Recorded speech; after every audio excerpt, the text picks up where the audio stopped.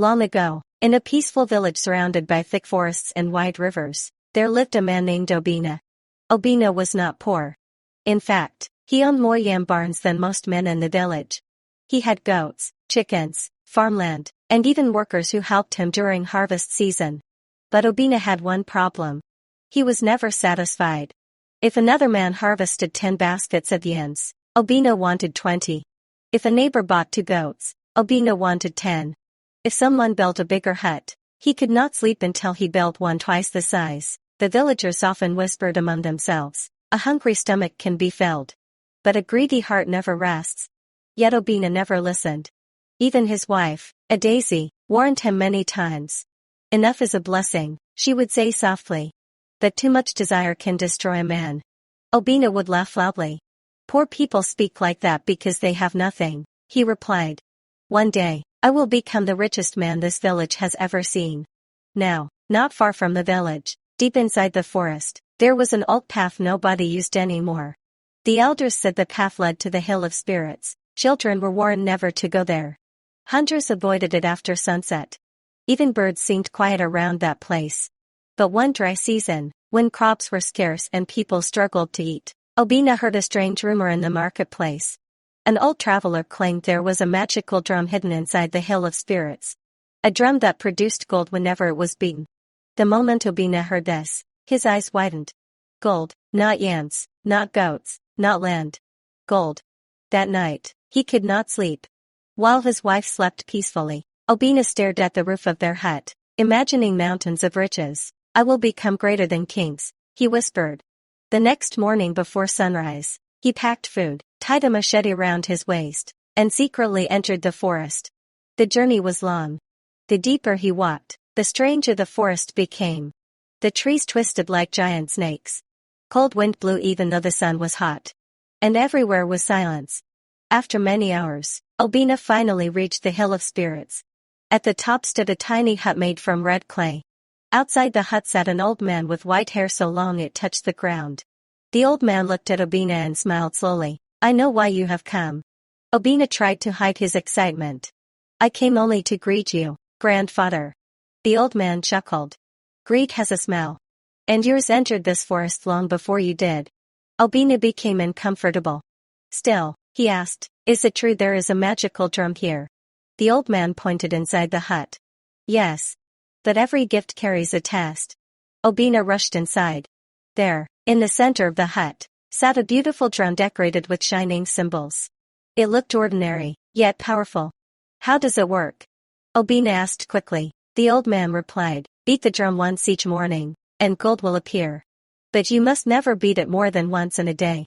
Obinna barely listened. All he heard was gold.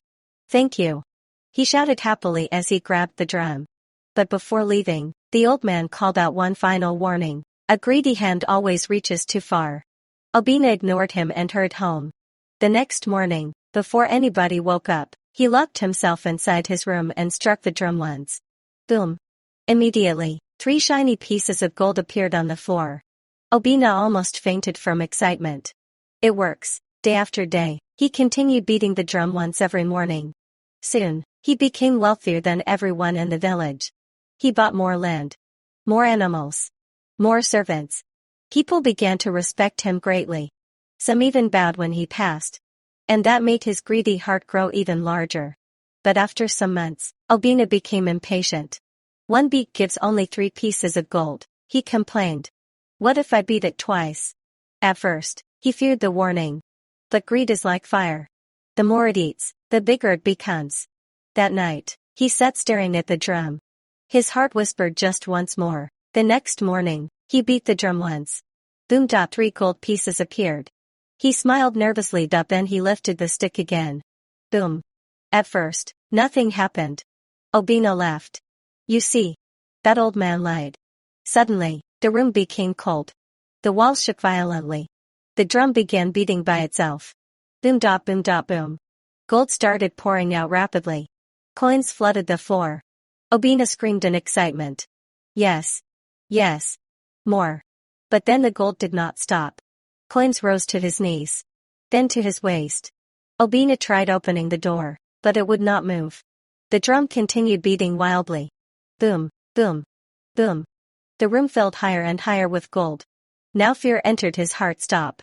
He cried. But the drum only grew louder. The gold became so heavy that Obinna could barely move. Outside, villagers heard his screams and rushed to his hut. But the door would not open. Inside, Obinna struggled desperately as the mountain of gold buried him deeper. Forgive me, he cried. I have enough. I have enough. But greed never listens when it has already taken control. With one final thunderous beat. Boom. Silence filled the air. When the villagers finally broke down the door, they froze in horror. The room was completely filled with gold. But Obinna was nowhere to be found. Only the drum remained at the top of the pile. Silent. Waiting. The villagers quickly carried the drum far away and buried it deep inside the forest where nobody could find it again. And from that day onward, parents told their children, take what you need. Leave what you do not need. Because greed can turn blessings into destruction. As for Daisy, she never touched the gold. Instead, she gave most of it away to hungry families, widows, and struggling farmers. And strangely, after she did that, peace returned to the village once again. Years later, an elder sat beside a fire telling young children the story of Obinna. One little boy asked, "Grandfather, why didn't Obinna stop when he already had enough?" The old elder stared into the fire for a long moment before answering softly, because the hardest thing for a greedy person to say is "I am satisfied." And the children never forgot those words.